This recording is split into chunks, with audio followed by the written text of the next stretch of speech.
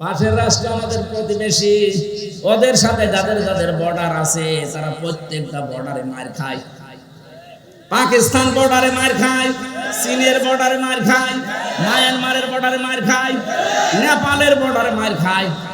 আর যত মার আমাদের দেয়, ওরা মায়ের খেয়ে শেষ করে না। দেখবেন পাকিস্তানে আর চীনের কাছে মায়ের খেলে ওরা বলিউডে সিনেমা তৈরি করে,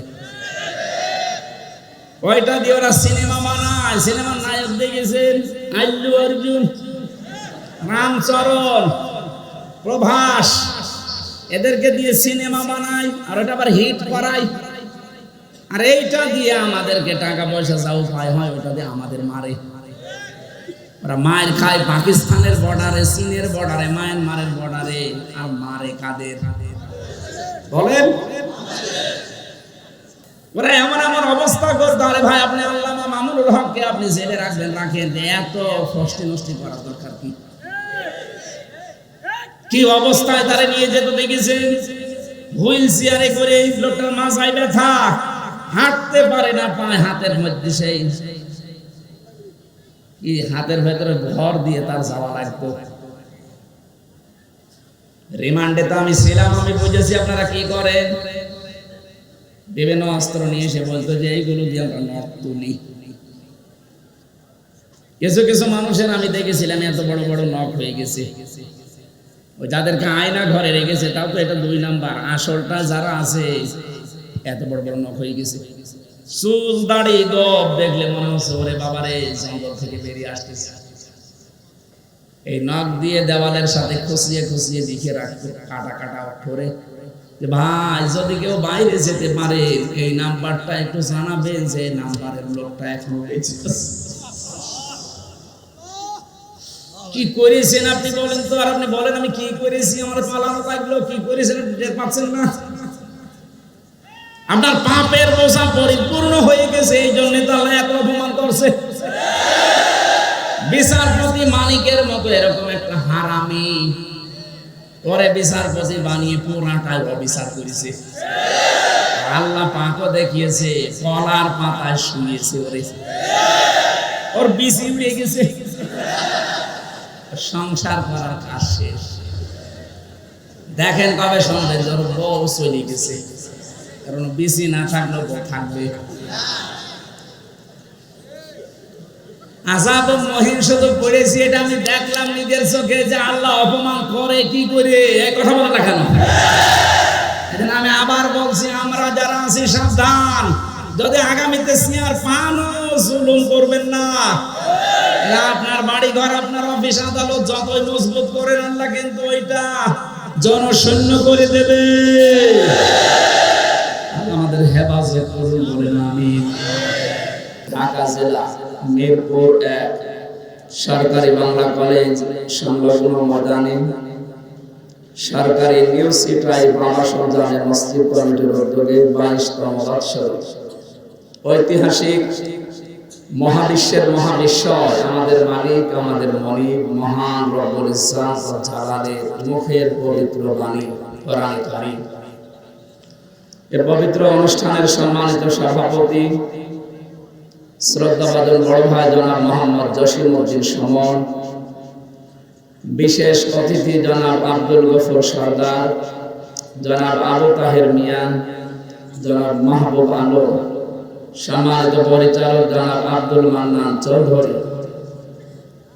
এতক্ষণ যারা আলোচনা রাখলেন নন্দিত মুফাসসিরে কোরআন, ইসলামিক চিন্তাবিদ মুফতি শাহিদুর রহমান মাহমুদাবাদী, কোরআনে কারীম থেকে তেলাওয়াত করেছেন সাতক্ষীরার থেকে সন্তান, ইসলামিক ফাউন্ডেশন কর্তৃক নির্বাচিত জাতীয় পর্যায়ের শ্রেষ্ঠ ইমাম মুফাসসিরে কোরআন কারি মাওলানা ওবাইদুল্লাহ এরশাদ, আতালাল্লাহু উমরাহু ওয়া বারাকাল্লাহু ফি হায়াতি, বলেন আমিন। মঞ্চে বসা ওলামায়ে কেরাম, সামনে বসা মুসলমান ভাইরা, পর্দার আড়ালের সম্মানিতা মা এবং বোনেরা, প্রশাসনের ভাইরা, প্রাণ প্রিয় ঢাকাবাসী, আল্লাহর দরবারে শুকরিয়া জানাচ্ছি যিনি একটা জগদ্দল পাথর আমাদের বুকের উপর থেকে নামিয়ে দিয়েছেন। ওয়াদানা আনকা ওয়িজরাক আল্লাযী আনকাযা যাহরাক। হে নবী, আয়ামে জাহিলিয়াতের যে পাথর বোঝা, এটা আপনার পিঠকে বাঁকা করে রেখেছিল, আমি কি ওই বোঝা আপনার পিঠ থেকে নামিয়ে দেইনি? ১৫০০ বছর আগে আয়াতটা নাযিল হয়েছে। ওই সময় ছিল আয়ামে জাহিলিয়াতের যুগ। ২০২৪ সালের ৫ আগস্টের আগ পর্যন্ত এই দেশে চলছিল আওয়াম জাহিলিয়াতের যুগ। শব্দ দুইটা প্রায় কাছাকাছি, আয়ামে আর আওয়াম, কাজ কারবারও প্রায় এক। আমি আবু জাহেলের জীবনী পড়ে দেখেছি, ও ১৪টা কর্মসূচি হাতে নিয়েছিল যতদিন দায়িত্বে ছিল রাষ্ট্রে।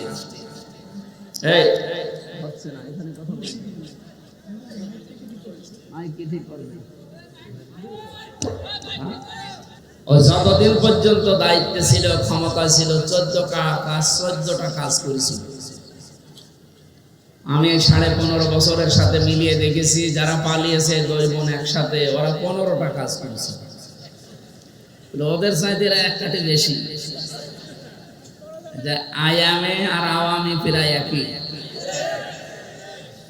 ওদের পাথর নবীজির বুক থেকে আল্লাহ সরিয়েছিলেন, পিঠ থেকে জহরাকা, আর আমাদের বুকের ওপর থেকে আল্লাহ এই পাথরটা সরিয়েছে, আমরা এখন কথা বলতে পারছি। খালাকাল ইনসান আল্লামাহুল বায়ান। আমি মানুষ বানিয়েছি আর কথা বলা শিখিয়েছি। এই কথা বলা শিখিয়েছে নাকি ওনারা? বলতো এই মোবাইল কে দিয়েছে? মোবাইলে কথা বলি, আমার বাবা টাকা দিয়ে বসে মোবাইল কে দিয়েছে? আরে আল্লামাহুল বায়ান শব্দের ব্যাখ্যায় আমি দেখেছি, এই যে মানুষ কথা বলতে পারে, এটা পৃথিবীতে কেউ দেয়নি। এ শক্তি দিয়েছে কে? তামাম দুনিয়া সব যদি এক জায়গায় হয়ে চেষ্টা করে, আপনার মুখ দিয়ে কথা বের করতে পারবেন। বিজ্ঞান এখন প্রমাণ করছে, কয়েক ইঞ্চি জায়গা এখান থেকে কথা বের হতে 27টা স্তর পার হওয়া লাগে। 27টা ধাক্কা খায়, এরপর একটা কথা তৈরি হয়। আর হাদিসের ব্যাখ্যা জানিয়েছে, প্রত্যেকটি স্তরে একটা করে ফেরেশতা বসে আছে। এ ওর কাছে, ও ওর কাছে, ও ওর কাছে, এভাবে দেয়, শেষ পর্যন্ত এই মুখের গর্ত দিয়ে একটা কথা বের হয়। একটা ফেরেশতা যদি বলে না আমি এ দায়িত্ব নেই, সারা জীবনও কথা বলতে পারবেন না। কি দয়া আল্লাহ করেছেন, চিন্তা করেছেন? উনি নিজের হাতে যে 5টা জিনিস রেখে দিয়েছেন, কাউকে দেননি। শ্রবণ শক্তি, দর্শন শক্তি, বাক শক্তি, আকেল শক্তি আর ঘ্রাণ শক্তি। এর ভেতরে বাক শক্তি আছে না? বলেন না কেন? এখানে কথা বলার যোগ্যতা দিয়েছে কে? অথচ বাক শক্তি রুদ্ধ করে রেখেছিল যারা 15.5 বছর। তারা আল্লাহর ভাষায় জালিম। কারণ যেখানে যেটা দরকার উনি সেট করে দিয়েছে, সেইটা আপনি উল্টিয়ে অন্য জায়গায় নিয়ে যেতে চান।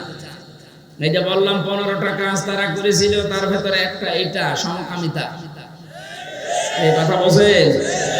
আল্লাহর পুরা সিস্টেম তারা পাল্টিয়ে ফেলেছে। পৃথিবীতে একটা সাগর আছে, ডেড সি, মৃত সাগর, সেখানে কোনো প্রাণী বাঁচে না। এই সমকামিতা করার কারণে তাদের উপর আল্লাহ গজব দিয়েছে। আমাদের দেশটাকে এরকম ডেড সি বানানোর জন্য অনেকে গোপন ষড়যন্ত্র এখনো মেতে আছে। ঢাকাতে মানবতার অফিস খোলার নামে এরা সমকামিতার অফিস খুলতে চায়। এদেশে একটা মুসলমান বেঁচে থাকতে আমার মনে হয় আল্লাহর বিরুদ্ধে যায় এমন কোন কাজ হতে দেওয়া হবে না ইনশাআল্লাহ। আল্লাহ রাব্বুল আলামিন বলেন, আলাম তারা ইলাল্লাযীনা বাদদালু নি'মাতাল্লাহি কুফরা ওয়া আহাল্লু কওমাহুম দারাল বাওয়ার। ইলা আখিরি আয়াত সূরা ইব্রাহিমের ভেতরে আল্লাহ বলেন, হে নবী আপনি কি দেখেননি ওই মানুষগুলোর দিকে যারা আল্লাহর নিয়ামতকে পাল্টিয়ে ফেলেছে কুফরি দিয়ে। কুফর মানে ঢেকে ফেলা। কুফর মানে আল্লাহ পাক যেভাবে যেভাবে যা দিয়েছেন ওইটাকে যারা পাল্টিয়ে ফেলতে চায়, ঢেকে ফেলতে চায়, এই মানুষগুলোকে আল্লাহ পাক বলেন আপনি দেখেন না কেন ওদের দিকে একটু? আলাম তারা ইলাল্লাযীনা বাদদালু নি'মাতাল্লাহ দুনিয়া তৈরি হওয়ার পর থেকে আজ পর্যন্ত, এখান থেকে কিয়ামত পর্যন্ত যত মানুষ দুনিয়ায় আসবে, যুজ্জিনা লিন-নাসি হুব্বুশ শাহাওয়াতি মিনান নিসা, যেই 9টা জিনিসের উপরে আল্লাহ আকর্ষণ তৈরি করে দিয়েছে, আমাদের কাছে লোভনীয় করে দিয়েছে, তার ভেতরে নারী একটা। কে বলছে? সুতরাং নারীর প্রতি পুরুষের আকর্ষণ এটা বানিয়েছে কে? এইটা পুরো আজ উল্টিয়ে যারা পুরুষে পুরুষে বিয়ে করবে, মেয়েতে মেয়েতে বিয়ে করবে। কুষ্টিয়ায় 3 দিন আগে 2 জন মহিলা বলছে আমাদের বিয়ে দিয়ে দেন, না হলে আমরা মরে যাব। তোমরা যদি বিয়ে করবে তা আমরা কি ঘাস কাটছি? আমাদের কি দরকার? আল্লাহ সৃষ্টি করে দিলেন যে পুরুষের প্রতি নারী, নারীর প্রতি পুরুষের আকর্ষণ, এটা আমি আল্লাহ বানিয়েছি। যুজ্জিনা লিন-নাস হুব্বুশ শাহাওয়াতি মিনান নিসা, 1 নম্বরে মেয়ে লোকের নাম। সেটা যারা পাল্টিয়ে ফেলতে চায় তারা কাফের। আল্লাহ বলেন বাদদালু নি'মাতাল্লাহি কুফরা ওয়া হাল্লু কওমাহুম দারাল বাওয়ার, ওই মানুষগুলো জাহান্নামের যে ঘর, এই দারুল বাওয়ারের দিকে, জাহান্নামের ঘরের দিকে জাতিকে তারা পরিচালিত করতে চায়। সমকামিতা যারা প্রমোট করবে তারা জাহান্নামী, কারণ এরা আল্লাহর পুরা সিস্টেমকে উল্টিয়ে দিতে চায়। কথা বলেন ঠিক কিনা? একজনকে নিয়োগ নিয়ে কয়েকদিন খুব তোলপাড় চলছিল এই একটা কারণে, উনি সমকামিতা প্রমোট করতে। ওনার যে সিনেমাগুলো আপনি বানিয়েছে দেখেছিলেন, বিশেষ করে bachelor, 3rd person singular number, এগুলো দিয়ে একটা মেয়ে লোকের ঘর কি করে ভাঙা যায়, পরকীয়া প্রেমে কি করে আসক্ত করা যায়, সেই শিক্ষাগুলো দেওয়া হতো। এই কারণেই তো এদেশের মুসলমানেরা তাকে মাথার উপরে মেনে নিতে পারেনি। কথা বলে না? আল্লাহর প্রকাশ্য নিষিদ্ধ কাজ যারা বৈধ করতে চায় যে কোনো কায়দায়, এদেশের মানুষ কিন্তু বুঝে ফেলে। আর বুঝে ফেললে আপনি কি তাদেরকে আর দাবিয়ে রাখতে পারবেন না। যদি একবার বসে যে আল্লাহ রাসূলের বিরুদ্ধে যাচ্ছে, ও বাবা হলেও তালাক দেবে। কথা বলেন। এতটুকু থাকলে ইনশাআল্লাহ যথেষ্ট। এতটুকু ঈমানও যদি আমাদের থাকে, কিয়ামত পর্যন্ত এদের সংরক্ষিত থাকবে। কিন্তু এটা ধরে রাখা লাগবে, মুনাফিকে যেন না ঢোকে। অনেক মুনাফিক অলরেডি তৈরি হয়ে গেছে, কারণ জালেমদের এতদিনের জমানো টাকা হালাল করা লাগবে না। অনেকে হালাল করছে এইভাবে, না আপনি বিপদে পড়বেন। কোরআনে কারিমের সূরা নামল ভালো করে খেয়াল করবেন। আমি কোরআনের আয়াতের তাফসীরের সাথে বাস্তবতা যখন মিলাতে চাই, দেখি খাপের খাপ মুমতাজের বাপ মিলে যাচ্ছে। একটু দেখেন তো মেলে কিনা। আমাকারু মাকরা ওয়া মাকারনা মাকরা ওয়া হুম লা ইয়াশউরুন। সূরা নামলের 50 নম্বর আয়াত, 19 নম্বর পারার 20 নম্বর পৃষ্ঠা 6 নম্বর লাইনে আছে। এটা আধুনিক তাফসীরে পাবেন। আল্লাহ পাক বলেন মাকারু মাকরান, ওরা ষড়যন্ত্র করেছিল, ষড়যন্ত্র করার মতো। মাকারু দিয়েই তো শেষ হয়ে যেত, মাকরান দিলেন কেন? আল্লাহ পাক বলেন এমন ষড়যন্ত্র ওরা করেছিল 1500 বছর আগে আয়াতটা নাযিল হয়েছে। এটা লোক নবীর ওই কাহিনীকে আল্লাহ তুলে ধরেছেন। আকাদ মাকারু মাকরহুম ওয়া ইনদাল্লাহি মাকরুহুম ওয়া ইন কানা মাকরুহুম লিতাযুলা মিনহুল জিবাল। সূরা ইব্রাহিমের 46-47 নম্বর আয়াতে আল্লাহ জানিয়েছেন, হে নবী, ওরা এমন ষড়যন্ত্র করেছিল যে পাহাড় পর্যন্ত তার জায়গা ছেড়ে চলে যাবে। ওদের ষড়যন্ত্রের জাল এত গভীর ছিল। এই যে 15টার কথা বলছিলাম, একটা একটা দেখবেন মিলে যাবে। তার ভেতরে 1 নাম্বার এই সমকামিতা। লোক নবী আলাইহিস সালামের জামানায় ওরা আরম্ভ করেছিল এই ষড়যন্ত্র, এই গভীর সন্ধি। আল্লাহ পাক বলেন আমিও বসেছিলাম না। অমাকারনা মাকরন, এখানে ফাইল কর্তা সরাসরি আল্লাহ নিজে। আল্লাহ বলেন আমিও কৌশল করলাম। কাফেররা যেটা করে ওইটা ষড়যন্ত্র, আল্লাহ যেটা করে ওইটা কৌশল। এক কথা বলছেন? গোয়েন্দা বিভাগের লোক আছে এখানে বহু। আমি আসার সময় সব দেখে বুঝেছি, কারণ আমি জানি আমি যেখানে যাই ফেরেশতা আগে যে হাজির হয়। কিরামান কাতিবিন তো 2 জন আছে সাথে, আর ওরা আসে আরো 50-60 জন। আপনি এসেছেন ভালো।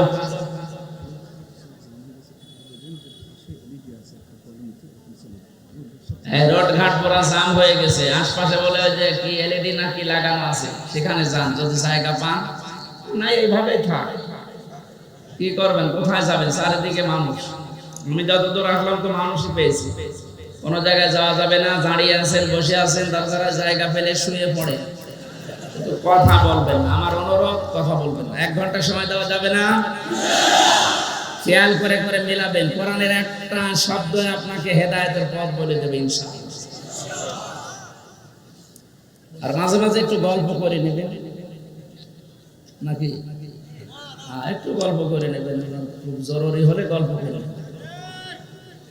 আর এখান থেকে উঠে যাবেন শুধু প্রসাব পায়খানা আর বিড়ি খাওয়ার নেশা লাগবে। বিড়ির নেশা লাগলে খেয়ে আবার চলে যাবেন। পুলিশের সামনে যেন আবার পড়েন না, টাকা নেবেন। বিড়ির মশলা ঢাকা বিভাগে একটু ঝামেলা আছে, এটা চট্টগ্রাম আর সিলেটে আবার আলাদা। ওরা অনেক ইমাম সাহেবও বিড়ি খায়। কি মাইক তো ঠিকই আছে?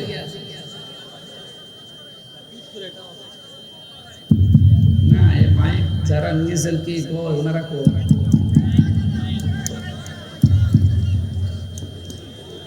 এই আওয়াজটা বন্ধ করুন। মাইকের দিকে তাকিয়ে আমার মনে হচ্ছে যে রওশনের প্রায় সবই নষ্ট হয়ে গেছে, চলছে। মাইকের লোক যে আছে একটু মাইকের আউটটা একটু কমাই দিবেন। কই তারা কই?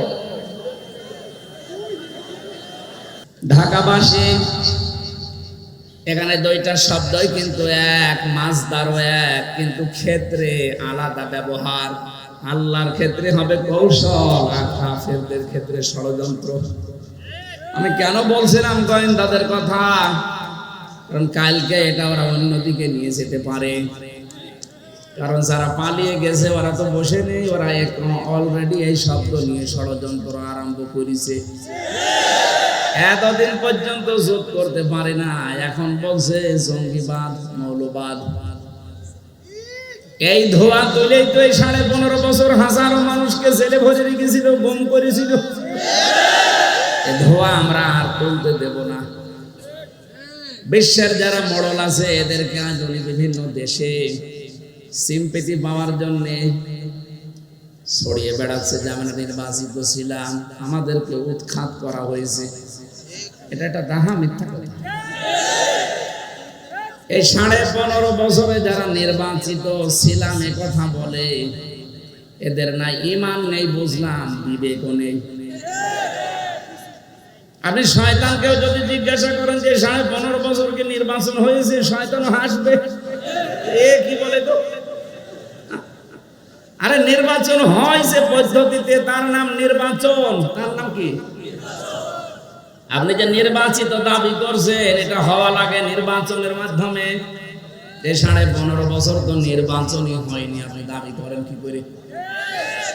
এটা হাসি মানুষ, এত দাহা মিথ্যা কথা বলেন, আমার লজ্জা লাগে না? এখানে আশা করছে আমিও যেহেতু হাসি, আমার নামে একটু ঝামেলা আছে। আপনাকে এই মিথ্যা শুনলে মানুষটা বড় হাসি বলবে না, বলবে বাঁচি। এবার আমার গায়েও লাগতে পারে, এই জন্য আমি নিজের বাঁচানোর জন্য বললাম, হাসি হয়ে আর মিথ্যা বলেন না। কথা বলে না কেন? এই জন্য এখান থেকে আমি যেটা পেয়েছি,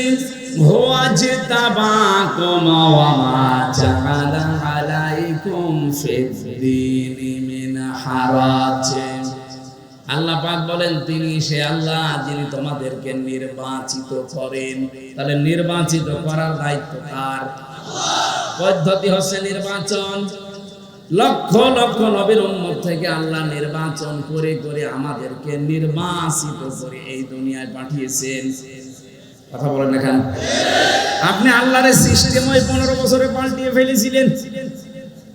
আল্লাহ যে একটা সিস্টেম দিয়েছিল যে নির্বাচনের মাধ্যমে নির্বাচিত হয় আমার উম্মতে মুহাম্মদীরা, সেটাও পাল্টিয়ে আন্দাজে দাবি করতেন আমরা নির্বাচিত, অথচ নির্বাচন দেওয়ার আগে আপনি 154 জন ঘোষণা দিয়ে দিয়েছেন।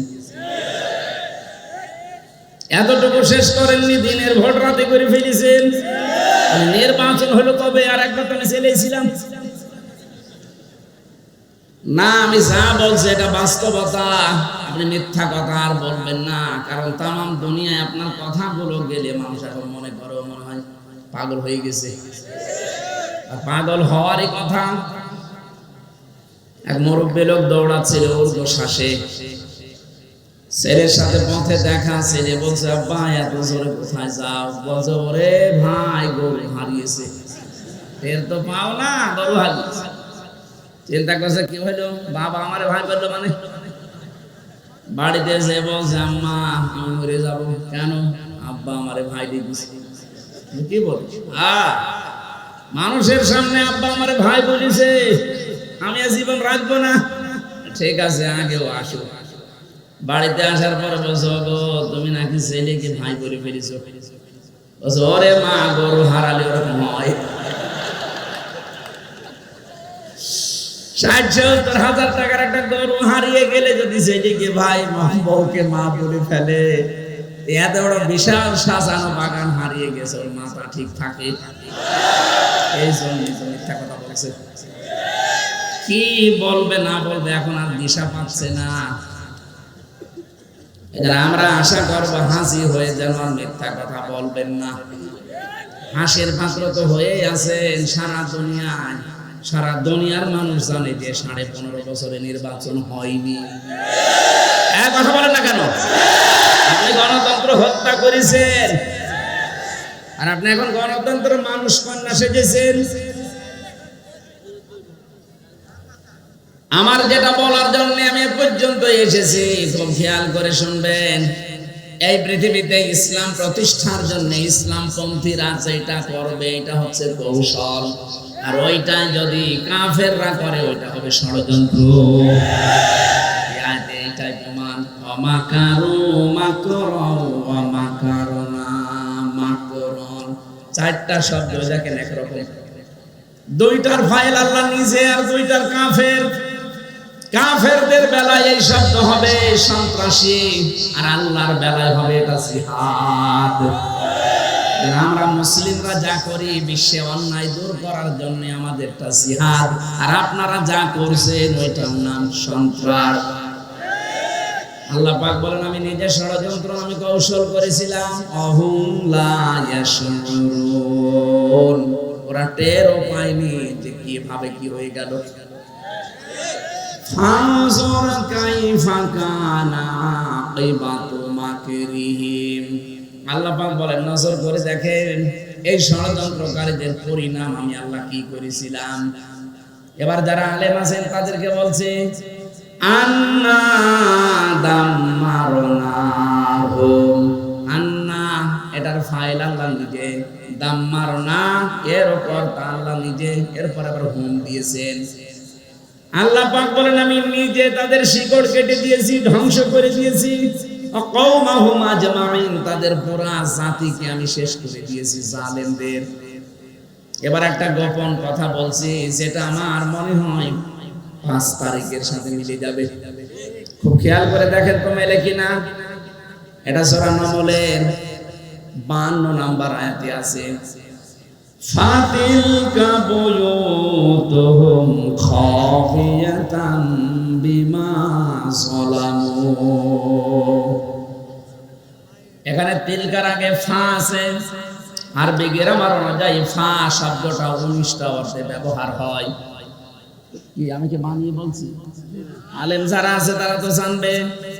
আল্লাহ যেন তার এই কুদরতি আঙ্গুল এভাবে দেখিয়ে বলছে বাংলার মানুষেরা এই সেই ঘর, এই সেই এক বচন দেননি, বাইতুন না বুয়ুত বহু বচন, এরপরে হুম দিয়েছে। আল্লাহ বলেন এই সেই ঘর, এই জালেমদের ঘর এগুলো। বিমা যালামু, এদের জুলুমের কারণে আমি আল্লাহ এই ঘরের অবস্থা কি করেছি জানেন? মাঝখানের শব্দ আছে খাবিয়াতান, গৃহ শূন্য করে দিয়েছে, ওজাড় গৃহ বানিয়ে দিয়েছে, জনশূন্য করে দিয়েছে, মরুভূমি বানিয়ে দিয়েছি, নিকৃষ্ট এবং পদদলিত বানিয়েছি। খাবিয়াতান মানে সার শূন্য করে দেওয়া। আপনি দেখেছেন আগস্টের 5 তারিখের পরে বিকাল 5টা বাজতে বাংলার যত জালেমের ঘর আর অফিস ছিল সব পরিত্যক্ত হয়ে গেছে। এটা করেছে কে? কাদের দ্বারা? এই দেশের জনগণের দ্বারা। আল্লাহ বলেন, হে নবী, এই সেই ঘরগুলো আপনি কি দেখতে পান না? এই সেই ঘর খাবিয়াতান, আমি ওজাড় গৃহ বানিয়ে দিয়েছি, পরিত্যক্ত করে দিয়েছি। বিমা যালামু, এই জালেমদের জুলুমের কারণে। এটা যে কত বাস্তব, এটার প্রমাণ আপনি দেখবেন কুষ্টিয়ার হানিফ সাহেবের বাড়ি।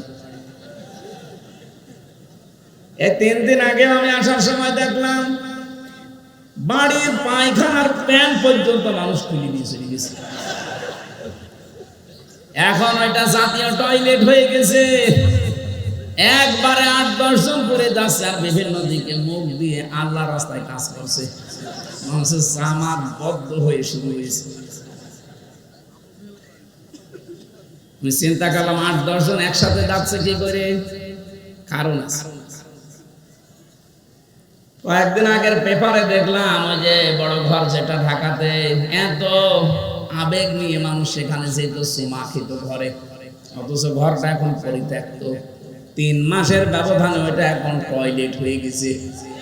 কি কথা বলছেন? এখন দেখে আসেন, এক একজন এক এক দিকে মুখ দিয়ে সবাই একসাথে কাজ করছে। আমি বললাম না এর ভেতরে একটা কারণ আছে। কারণ কি?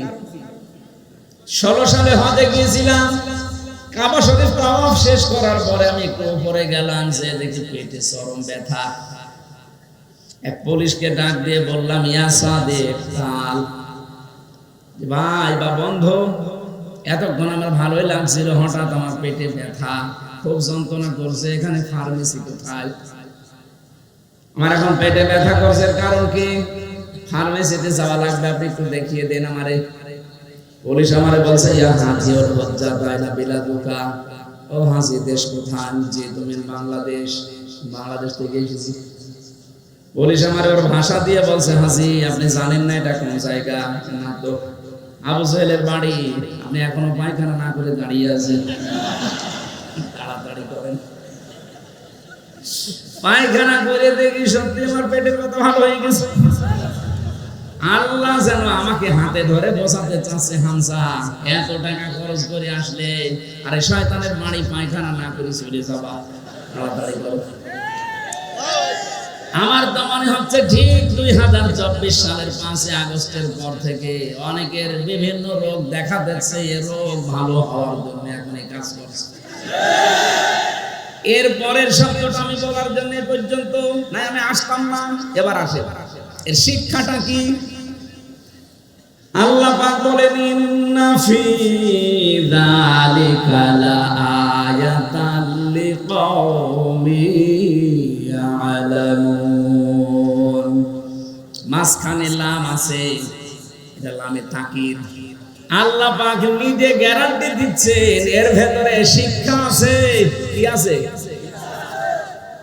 কাদের জন্য? লিকাওমিন ইয়ালামুন, যারা জ্ঞানী, এই জাতির জন্য শিক্ষা এখানে আছে। এখন আমার প্রশ্ন, শিক্ষাটা কি? মুফাসসিরিন ইকরাম জবাব দিয়েছেন, শিক্ষা এই, আল্লাহ পাক যখন কোন এলাকাকে খাবিয়াতান বানিয়ে দেন তাদের জুলুমের কারণে, পরবর্তীতে যারা ওই জায়গায় বসবে তারা আপনা করে জীবন চালায় যে আমরাও যদি জালেম হয়ে যাই আমাদেরও বাড়ি ঘর কিন্তু এরকম পরিত্যক্ত হয়ে যাবে। এই জন্য আগামীতে যারা চেয়ারে বসবেন তারা চিন্তা ভাবনা করে চালাবেন। এ জালেমদের 15 বছরের এত বড় শিকড় যদি আল্লাহ কেটে দিতে পারে, ফাকতি আদাবিরুল কওমিল্লাযিনা যালামু আলহামদুলিল্লাহি রাব্বিল আলামিন। বলেন আল্লাহু আকবার। আল্লাহ বলেন জালেমদের শিকড় কেটে দেওয়া হয়ে গেছে। কে বলছে? এদের এত বছরের শিকড়, আপনি একটা টাকান ইউনিয়ন থেকে শুরু করে একেবারে আন্তর্জাতিক লেভেল পর্যন্ত এমন কোন জায়গা নেই জালেমদের শিকড় ছিল না। এইগুলো যদি আল্লাহ কেটে দিতে পারে, আগামীতে যারা বসবে তাদের শিকড় কাটতে আল্লাহর দেরি হবে। আল্লাহ পাক শুধু বলবেন কোন ইন্নামা আমরুহু ইযা আরাদা শাইআন আইয়াকুলা লাহু কুন ফায়াকুন। আমি যখন কোন কাজের ইরাদা করি, ইচ্ছা করি, কিছুই করা লাগে না, শুধু কোন বলি ফায়াকুন, হতে 1 সেকেন্ডও দেরি লাগে না। 1:30 থেকে 5:30, 3.5-4 ঘন্টার ভেতরে যদি সারা বাংলাদেশের 630টা থানা জালেমদের যত বাড়ি ছিল আমার জানা মতে একটাও নেই। কিছু না কিছু হলেও কাজ, দরজা জ্বালানোর কাজ ভাঙা হয়েছে, এখন পরিত্যক্ত হয়ে পড়ে আছে। চুয়াডাঙ্গায় যিনি ছিলেন সেলুন, চুল কেটে বেড়াতো। সেলুন মানে কি? চুল কাটে না? এই লোকের বাড়ি ঘরের অবস্থা দেখেছেন, অথচ কি দাপট ছিল 15 বছরে। কত কিছুর মালিক হয়ে গিয়েছিল, নামে বেনামে মানুষ তার নাম পর্যন্ত পাল্টিয়ে দিয়েছিল এলাকায়। কি সুন্দর নাম তার, সোলাইমান হক জর্দার সেলুন। ওরা নামই পাল্টিয়ে নাম দিয়েছে হনুমান। হ্যাঁ, এই যে হোসাইন আছে, জিজ্ঞাসা করেন, ওর বাড়ি ওখানে। ওর নাম এখন আর কেউ সেলুন বললে চেনে না, ওর নাম বলা লাগে। হনুমান কোথায়, তার বাড়ি কোনটা মানুষ দেখিয়ে দেয়, এই যে সেই জাতীয় টয়লেট। 3 মাসে যদি এই অবস্থা হয়ে যায়, 3 বছর যেতে দেন, এদেশে জালেমদের একটা চিহ্ন থাকবে না।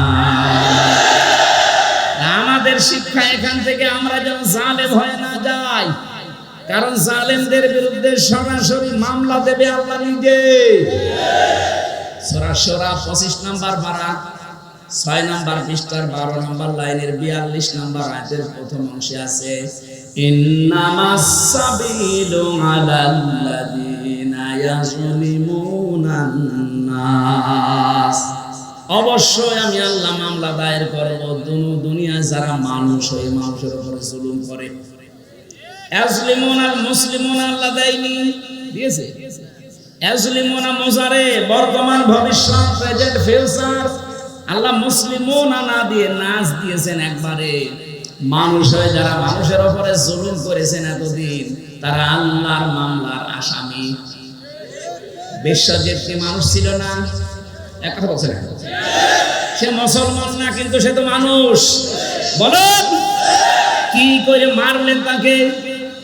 আমার সাথে জেলে ছিল ওই ছেলেটা, খুলনায় বাড়ি, ওই যে 18 মাইল নাকি আছে না ভাই, ওখানে বাড়ি শাওন। আমি বললাম আপনি এইভাবে কোপ মারলেন কি করে? ও যে আমার মাথা ঠিক ছিল না। মাথা ঠিক ছিল না, কি হয়েছিল বলো? উপর থেকে আমাদেরকে যা জানিয়েছি আমরা তাই করেছি। ছেলেটা বারবার বলছিল, ভাই কিসের জামাত, কিসের শিবির, আমি মুসলমানই না, আমি আপনাদের মতো হাফ হাতা না, আমি ফুল হাতা। হ্যাঁ, ফুল হাতা না। আমি এটা ওর কাছ থেকে ওই দিন শুনেছিলাম। আমাদের যিনি জেলার ছিল দেবদুল্লাহ আলো, সেই দিনই আসতো, তখনই মানুষ চিল্লিয়ে উঠতো যে ফুল হাতা আসতেছে।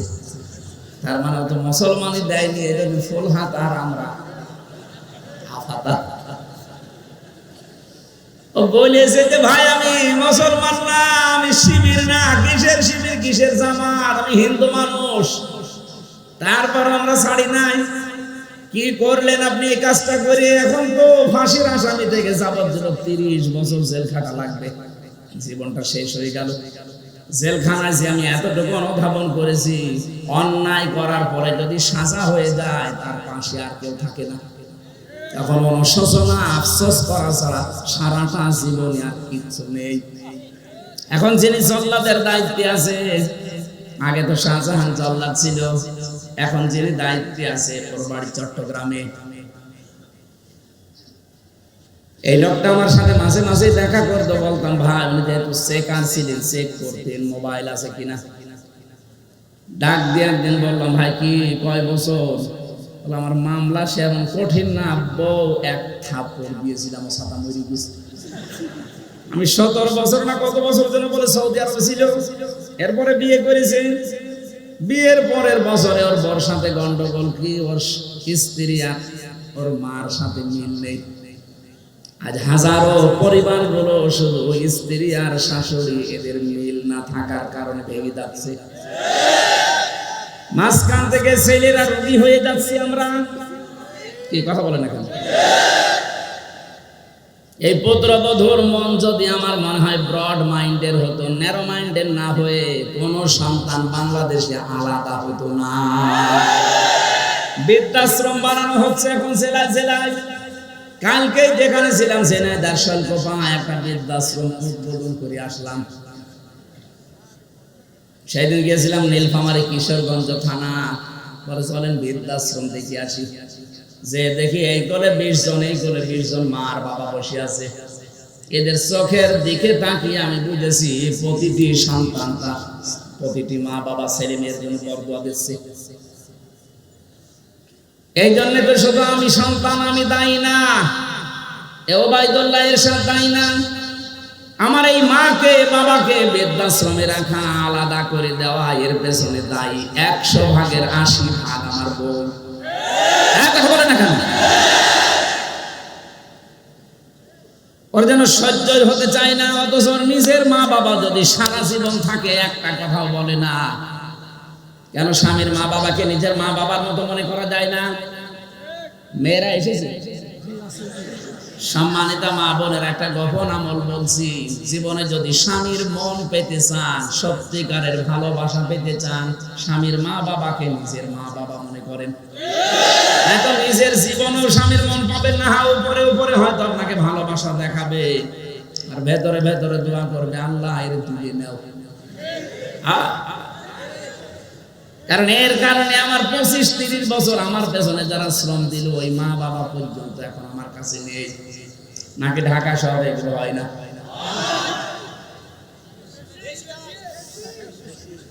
ঢাকাবাসী কোন মহিলা, কোন স্ত্রী যদি চায় যে আমার স্বামী আরো বেশি দিন বেঁচে থাক, আমার স্বামীর সম্মান, আমার স্বামীর সন্তান, আমার স্বামীর প্রভাব প্রতিপত্তি, টাকা পয়সা এগুলো আরো বেড়ে যাক, নবীজি বলেন ওই মহিলার উচিত তার স্বামীকে সব সময় তাকিদ দেওয়া, স্বামী তুমি যাই করো না কেন রক্তের সম্পর্কগুলো অটুট করো। তুমি তোমার ভাইয়ের সাথে সম্পর্কটা ঠিক রাখো, তোমার বোনের সাথে সম্পর্ক ঠিক রাখো, মা বাবার সাথে সম্পর্ক ঠিক রাখো, তোমার চাচা চাচি ফুফা ফুফি এদের সাথে সম্পর্ক ঠিক রাখো, কারণ এদের সাথে সম্পর্ক রক্তের। কিসের? অথচ এদের সাথে আর সম্পর্ক খারাপ করার পেছনে দায়ী এই বউগুলো।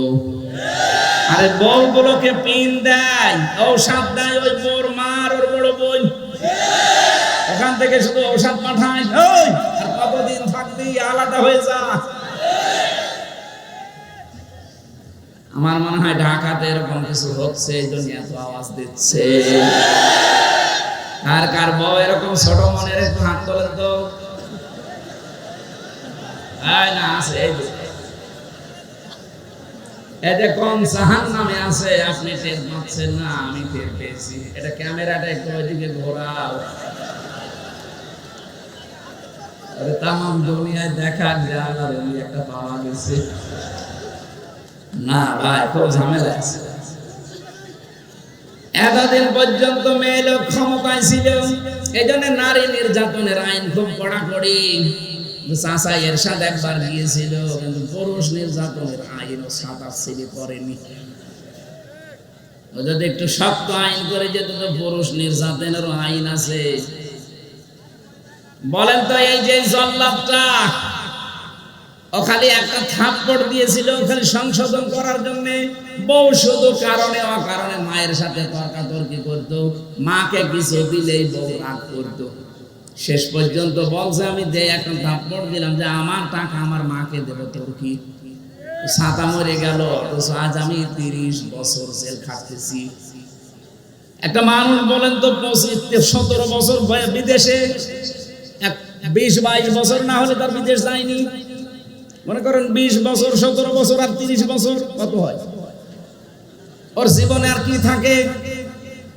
এজন্য জেলখানার একটা অভিজ্ঞতা আপনাকে আমি বলছি শিক্ষার জন্য। আবেগে পড়ে কোনো কিছু করতে যাবেন না। একবার যদি জীবনে কোনো ঝামেলা হয়ে যায়, সারা জীবন ওই 4 দেওয়ালের মাঝে বসে পস্তাবেন, কাউকে পাবেন না। আমি তো কিছু না করে গেছি তাই কাউকে পাইনি, আর আপনি অপরাধ করে যাবেন, আপনার বউ তখন অন্য জায়গায় চলে যাবে, আপনার ছেলে মেয়ে আপনার শত্রু হয়ে যাবে। এই পারিবারিক এই সমস্যার কারণে কত সন্তান পর্যন্ত তার বাবার নামে দেখলাম মামলা দিয়েছে। কি ভাই আপনাকে মামলা দিয়েছে? গিয়ে বলে আমার ছেলে ওর মাকে নাকি আমি মেরে ফেলেছিলাম। বলেন নাউজুবিল্লাহ। এটা শুধু পারিবারিক জীবন গেল, সামাজিক আছে, রাজনৈতিক আছে, আন্তর্জাতিক কিছু নিয়ম আছে। আমরা যেন সতর্ক থাকি। যদি কোনো কারণে কোনো অপরাধের সাথে জড়িয়ে আবেগে হোক, কারো নির্দেশে হোক, একবার যদি আপনি চলে যান, শাস্তি পেয়ে যান, তখন ওই নেতাকে আর খুঁজে পাবেন না। আমার ভাইরা, আমি যেটা বোঝাতে চাচ্ছিলাম, আমাদেরকে আজকে থেকে জুলুম, এখান থেকে একেবারে পুরো জীবন মুক্ত হওয়া লাগবে। নাই তো আমি কিন্তু আল্লাহ মামলার আসামি হয়ে যাচ্ছি।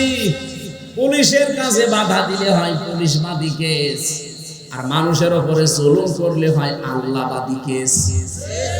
মানুষের উপরে জুলুম করলে কেস করবে কে?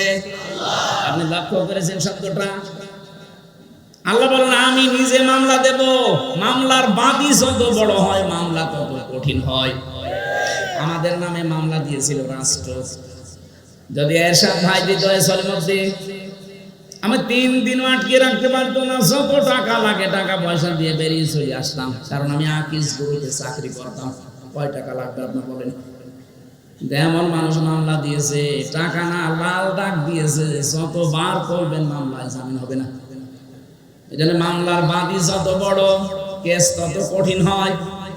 এখানে আল্লাহ পাক নিজে মামলার বাদী জালেমদের বিরুদ্ধে। সুতরাং এই 15.5 বছরে 1628টা চেয়ারে যারা ছিল এই দেশে, প্রত্যেকেই আল্লাহর মামলার আসামি।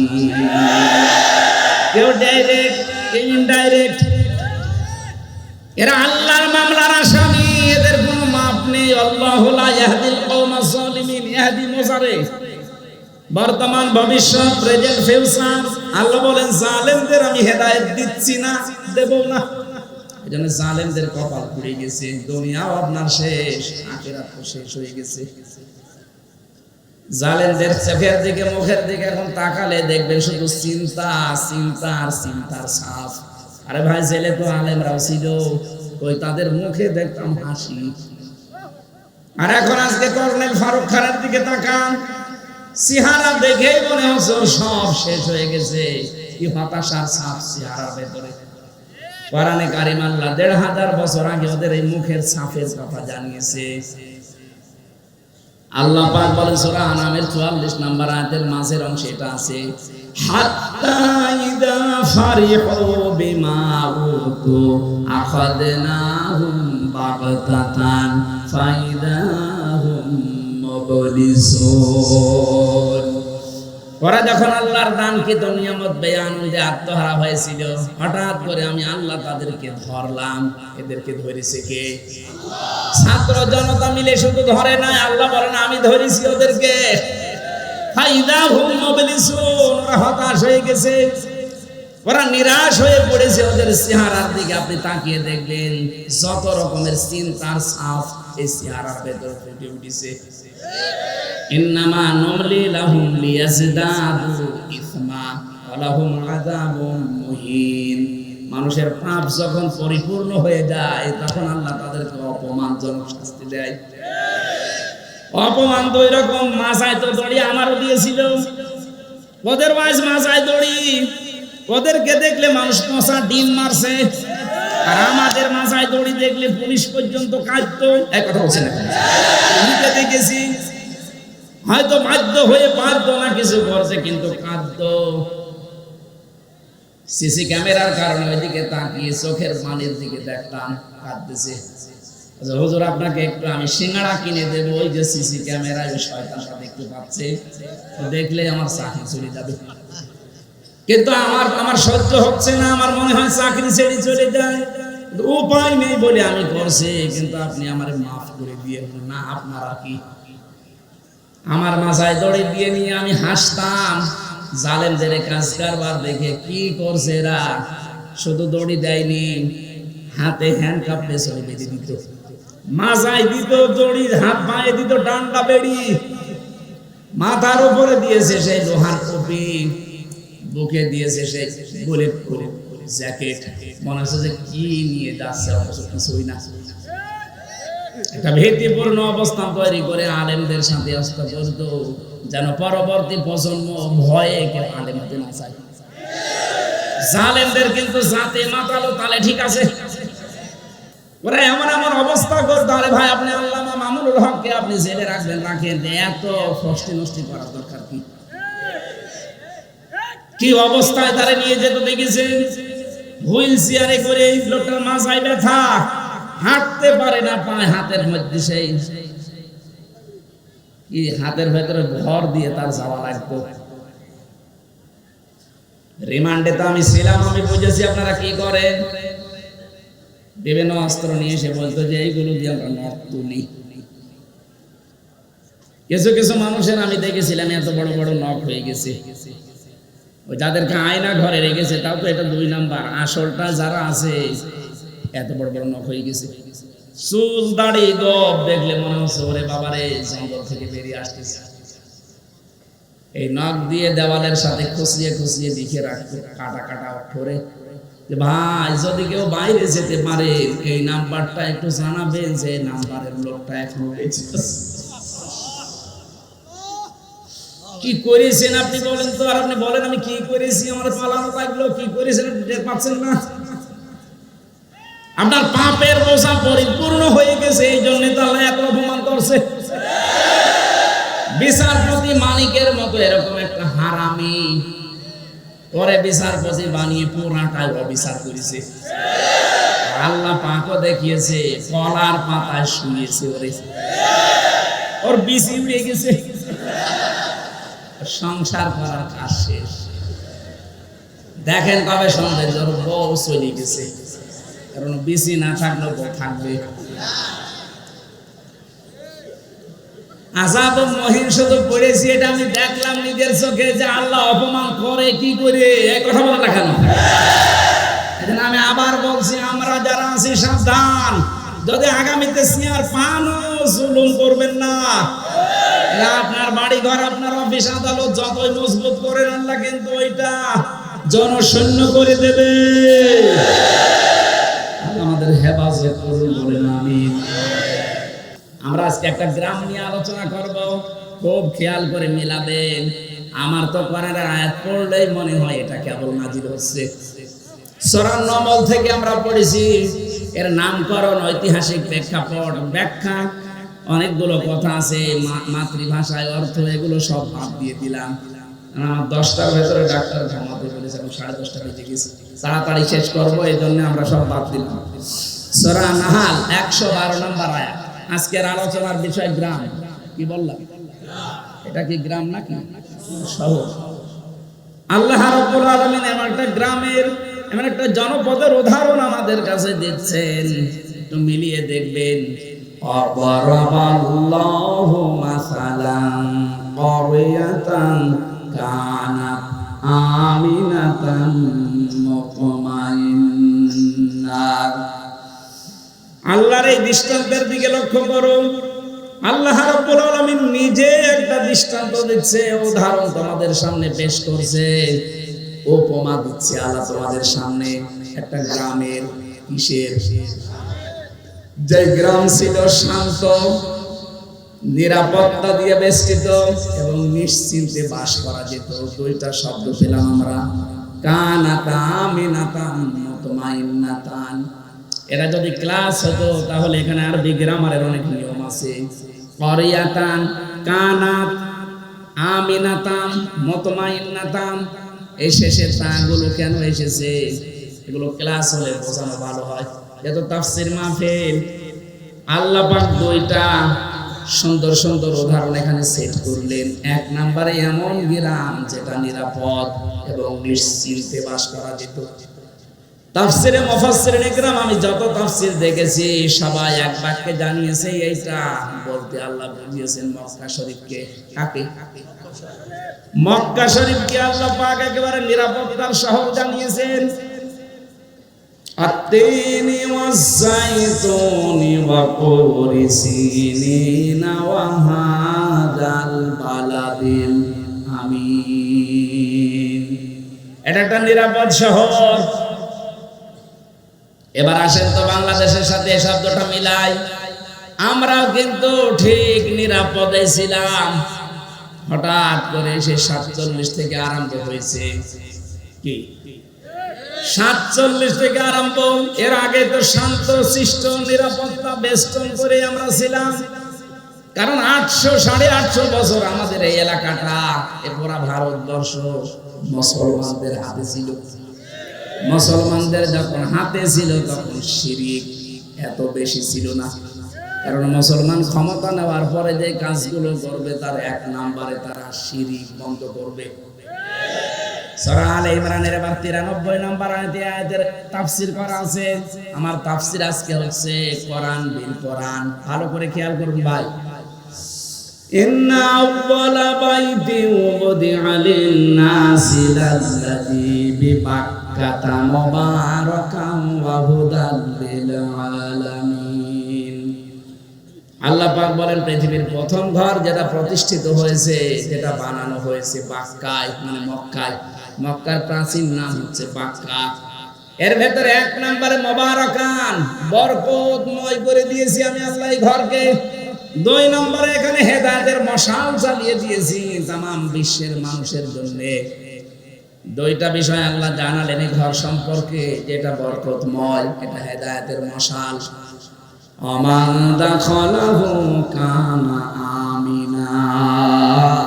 কেউ যদি ঘরে প্রবেশ করে আল্লাহ তাকে নিরাপত্তা দিয়ে দেয়। কে বলছেন? কি পেলেন আয়াত শোনার পরে আপনি খালি শুনেই যাবেন, আমি বলে যাব না। এখান থেকে কিছু নিয়ে আমাদের জীবনে এবার লাগানো লাগবে। কথা বলেন না কেন? আল্লাহ যে বললেন আমান দাখালাহু কানা আমিনা, এই ঘরের এরিয়ার ভেতরে যারা আসবে তাদেরকে নিরাপত্তা দেবে কে? আপনি দেখেছেন কেমন নিরাপদ ঘর?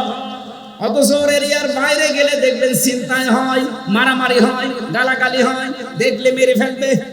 কিন্তু এলাকার ভেতরে আপনি যতক্ষণ থাকবেন, ওই সে আবাহমান কাল থেকে কেউ যদি বাবার হত্যাকারী কেউ দেখে যে কাবার চত্বরে কিচ্ছু বলতো না, এমন নিরাপদ আল্লাহ দিয়েছিলেন। এখন আমার প্রশ্ন, বাংলাদেশ কি কাবা শরীফ? কথা বুঝে উত্তর দেব। বাংলাদেশ কি কাবা শরীফ? এটা কাবা থেকে 6000 কিলোমিটার দূরে। তাহলে আমাদের 56,000 বর্গ মাইলকে নিরাপত্তা দিয়ে বেষ্টন করা লাগবে না? কি শত্রু দেখতে পাচ্ছেন না চারিদিকে? পাশের রাষ্ট্র আমাদের প্রতিবেশী, ওদের সাথে যাদের যাদের বর্ডার আছে তারা প্রত্যেকটা বর্ডারে মার খায়। পাকিস্তান বর্ডারে মার খায়, চীনের বর্ডারে মার খায়, মায়ানমারের বর্ডারে মার খায়, নেপালের বর্ডারে মার খায়। আর যত মার আমাদের দেয়, ওরা মার খেয়ে শেষ করে না। দেখবেন পাকিস্তানে আর চীনের কাছে মার খেলে ওরা বলিউডে সিনেমা তৈরি করে। ওইটা দিয়ে ওরা সিনেমা বানায়। সিনেমার নায়ক দেখেছেন? আল্লু অর্জুন, রামচরণ, প্রভাস, এদেরকে দিয়ে সিনেমা বানায় আর ওটা আবার হিট করায়। আর এইটা দিয়ে আমাদেরকে টাকা পয়সা যা উপায় হয় ওটা দিয়ে আমাদের মারে। ওরা মায়ের খায় পাকিস্তানের বর্ডারে, চীনের বর্ডারে, মায়ানমারের বর্ডারে। আর মারে কাদের বলেন? নিরাপত্তা দেওয়ার জন্য এবার কি লাগবে বলেন? আল্লাহ বলেন এই তো কাবা শরীফ না তোমার বাংলাদেশ, 6500 কিলোমিটার দূর। তাহলে এইটাকে যদি নিরাপত্তা দিয়ে ঢেকে রাখতে চাও কি করা লাগবে? এবার আসেন, আমি বলছি সূরা আনআম 7 নাম্বার পারা 17 নাম্বার পৃষ্ঠা, প্রথম নাম্বার লাইনের 82 নাম্বার আয়াতের প্রথম অংশে আছে। আধুনিক যে তাফসীর আছে সব মিলাবেন, এটা পাবেন। আল্লাযীনা আমানু ওয়া লাম ইয়ালবিসু ঈমানাহুম বিযুলমিন উলাইকা লাহুমুল আমনু ওয়া হুম মুহতাদুন। আল্লাহ পাক বলেন যারা ঈমান আনবে আর ঈমানের সাথে যারা জুলুম মিশ্রণ করবে না, এখানে জুলুম মানে শিরিক। জুলুম মানে কি? যারা তাদের ঈমানের সাথে শিরিক মিশ্রণ করবে না, আমি আল্লাহ গ্যারান্টি দিলাম উলাইকা, যেন এইভাবে হাত দিয়ে দেখাচ্ছে বাংলাদেশের দিকে যে উলাইকা, এই মানুষগুলো লাহুমুল আমনু, এরা আল্লাহর কাছ থেকে নিরাপত্তা পাওয়ার হকদার। তাহলে বাংলাদেশ যদি নিরাপত্তার চাদরে কাবা শরীফের মতো ঢেকে রাখতে চান, এ দেশ থেকে জুলুম শিরিক বন্ধ হওয়া লাগবে। এদেশে শিরিক নেই বলেন, প্রকাশ্য শিরিক চলছে একটা, যে ক্ষমতার উচ্চ জনগণ, এটা শিরিক। এটা কারা আছেন এই বিশ্বাসে আমি জানি না। হ্যাঁ আছেন আপনারা, আমি জানি অনেকেই আছেন এই বিশ্বাস এখনই পাল্টানো লাগবে। এটা শিরিক, কারণ আল্লাহ যেটা পারে ওইটা অন্য কেউ পারে, এই বিশ্বাস করার নাম শিরিক। আর শিরিক যারা করে তারা মুশরিক। কথা বলে না কেন? আইন দিতে পারে কে? অন্য কেউ পারে। ক্ষমতা দেখাতে পারে কে? অন্য কেউ পারে। সুতরাং আল্লাহ যেটা পারে ওইটা অন্য কেউ পারে, বিশ্বাস যারা করেন। ক্ষমতার উৎস আল্লাহ বারবার বলছে আন্নাল কওবাতা লিল্লাহি জামিআ কুলিল্লাহুম্মা মালিকাল মুলকি তুতিল মুলকা লিল্লাহি মুলকুস সামাওয়াতি ওয়া মা ফিল আরদ।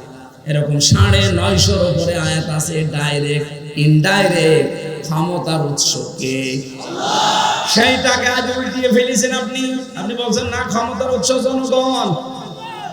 এই বিশ্বাস করেন কারা? আমি জানি না। যারা করেন এখনই মত পাল্টান।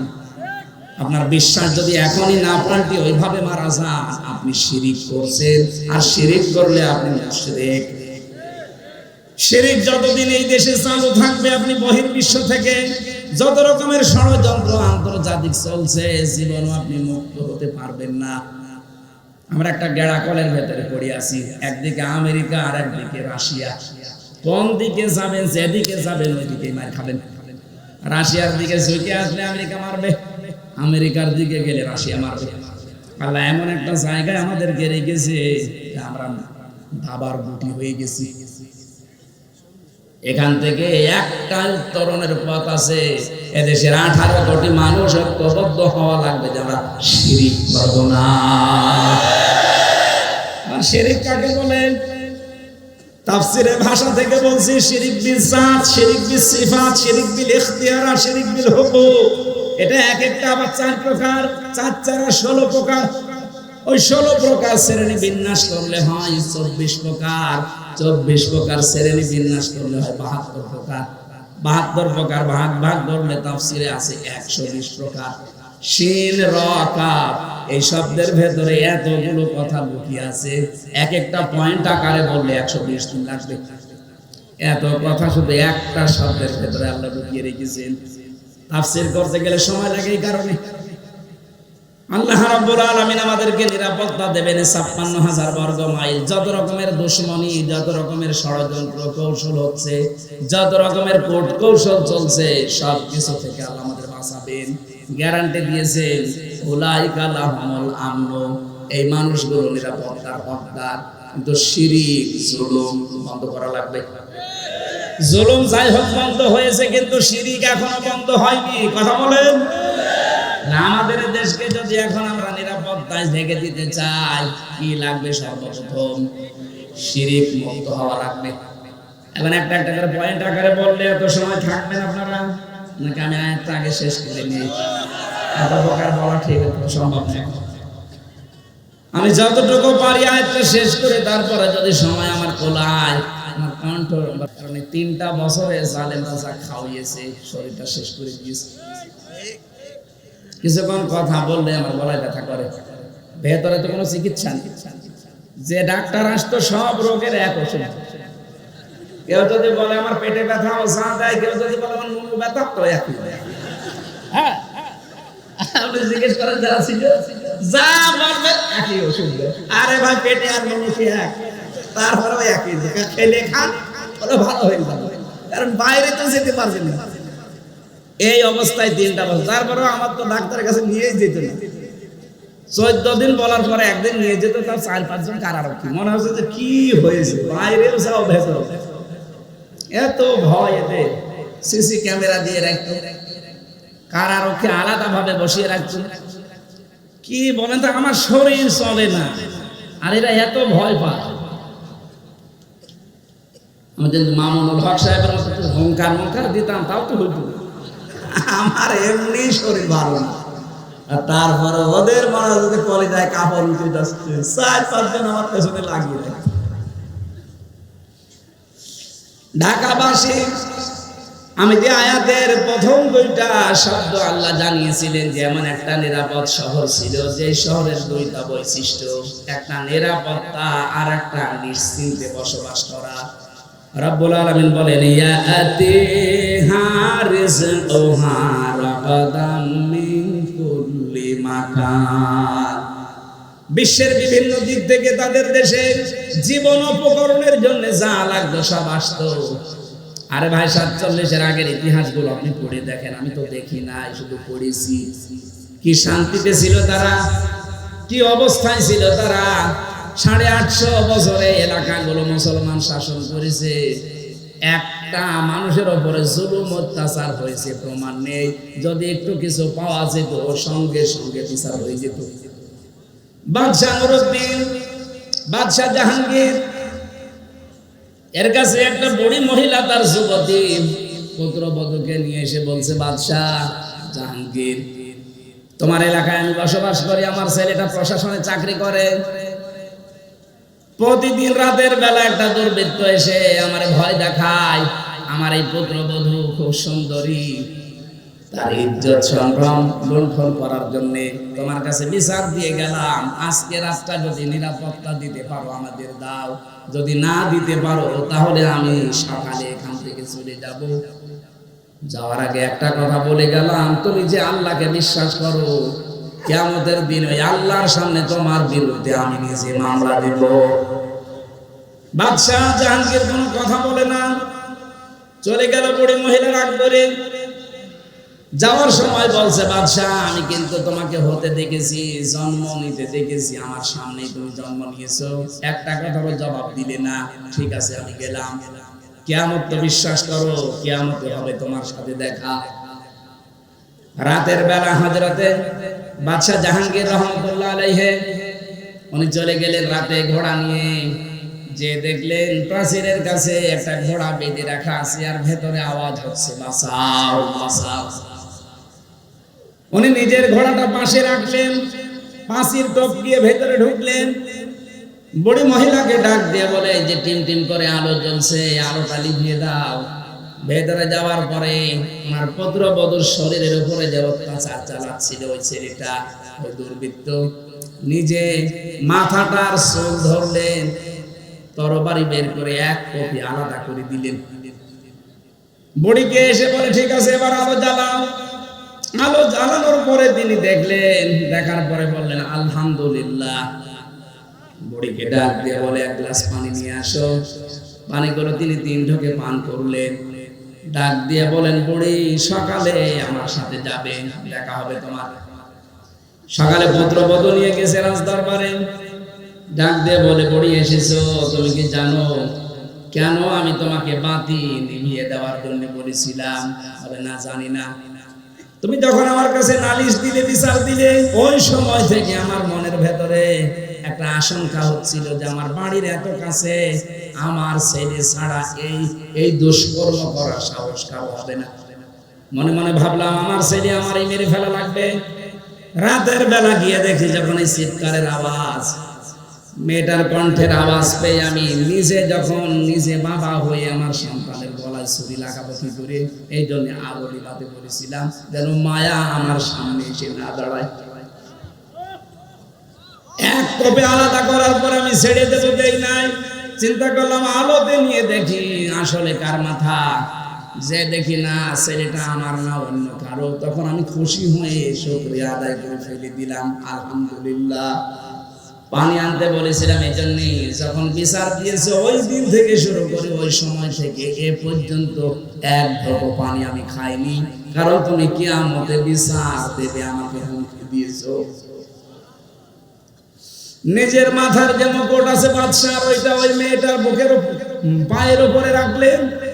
পায়ের কাছে রেখে বাদশাহ জাহাঙ্গীর ডাক দিয়ে বললেন, বুড়ি, মুসলমানদেরকে কি মনে করো আমি জানি না, আমার যে মাথার মুকুট, এই এলাকাটা আমার বাপ দাদারা মিলে আমরা আজ মুসলমানেরা 850 বছর শাসন করছি। এ বিশাল সাম্রাজ্যের দাম আল্লাহর কাছে আমার এই মুকুটের যতটুকু দাম আছে তার চাইতে বেশি মূল্য তোমার এই পুত্রবধূর ইজ্জতে। ইসলাম শক্তি যদি এসে যান, কোনদিন জোর জবরদস্তি করে আপনাকে ধর্ম গ্রহণ করানো হবে না। হয়তো আপনাকে বলতে পারি যে 4500 ধর্মের গ্রন্থ আছে দুনিয়ায়, আপনি আমাদেরটা পড়েন।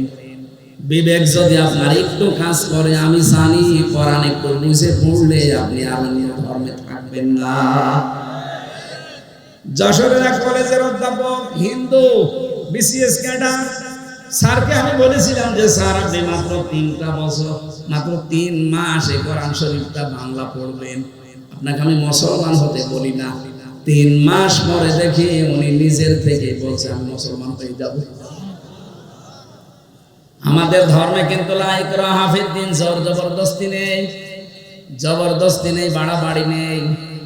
যদি বাড়াবাড়ি জবরদস্তি থাকতো 850 বছরে এই এলাকায় কোন হিন্দু থাকতো না।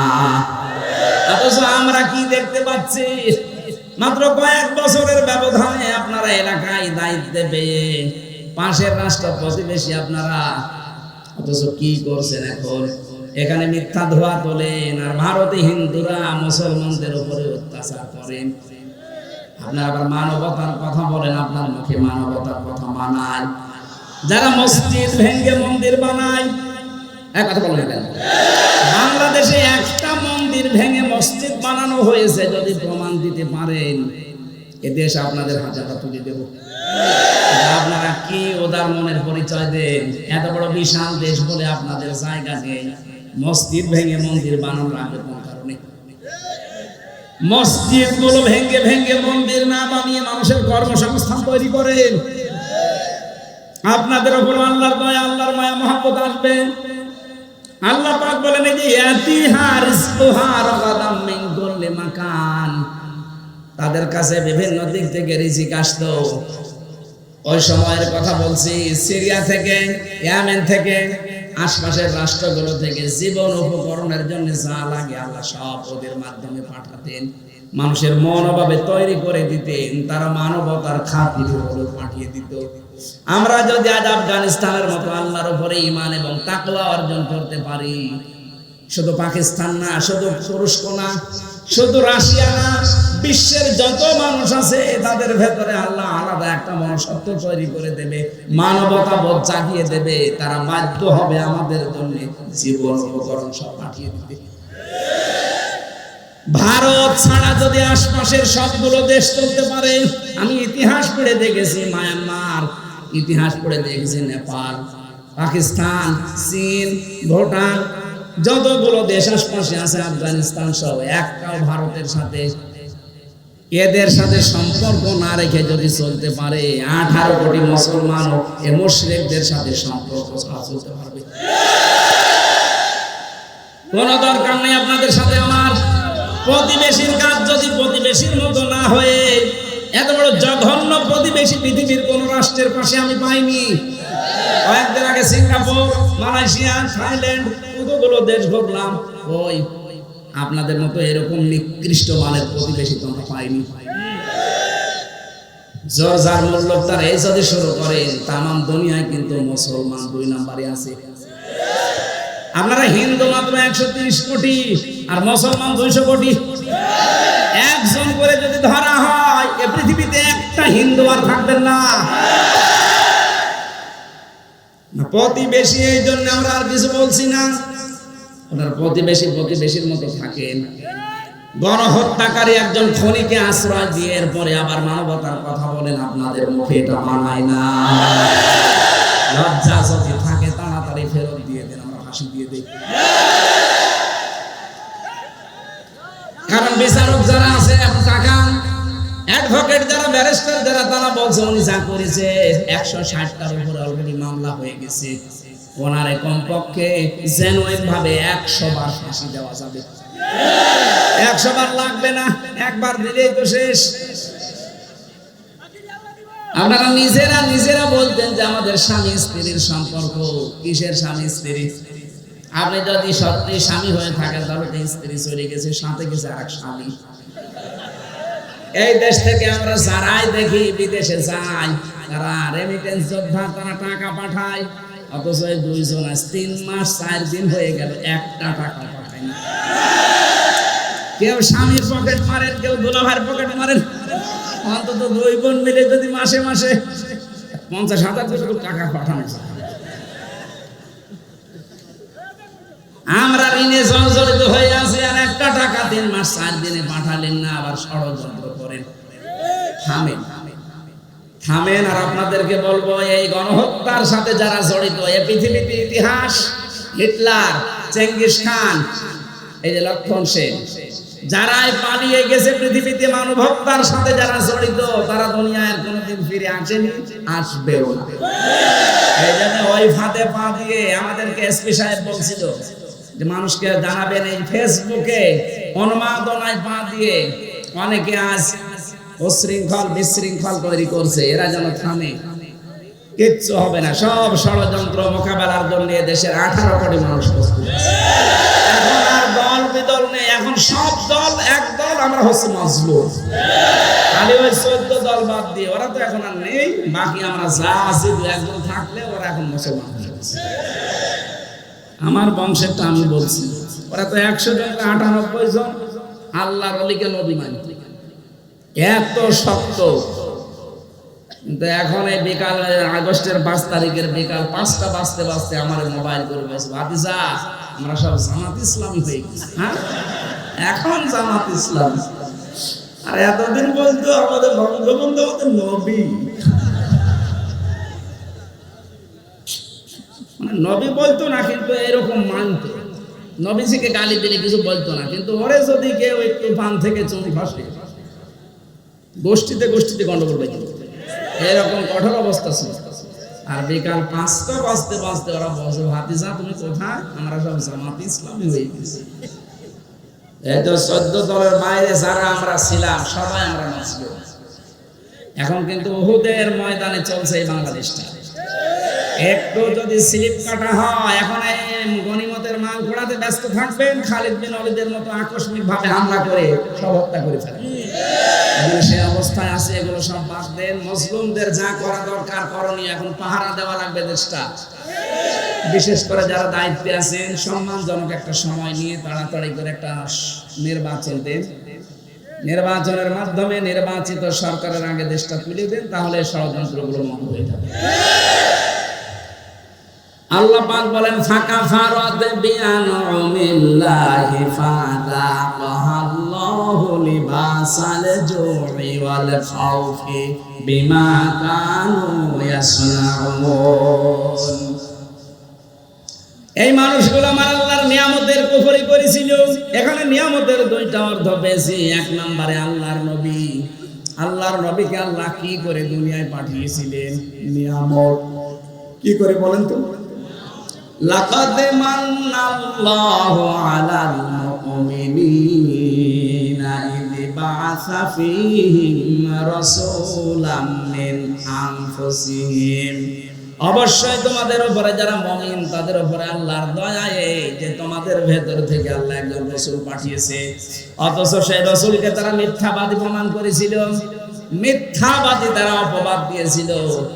আল্লাহ এর পরের আয়াতে জবাব দিয়েছেন, ওয়ালাকাদ জাআহুম রাসূলুম মিনহুম ফাকাযযাবুহু ফাআখাযাহুমুল আযাবু ওয়া হুম যালিমুন। অবশ্যই তাদের কাছে রাসূল এসেছিল তাদের মধ্যে একজন, কিন্তু তারা তাকে মিথ্যা প্রতিপন্ন করেছিল।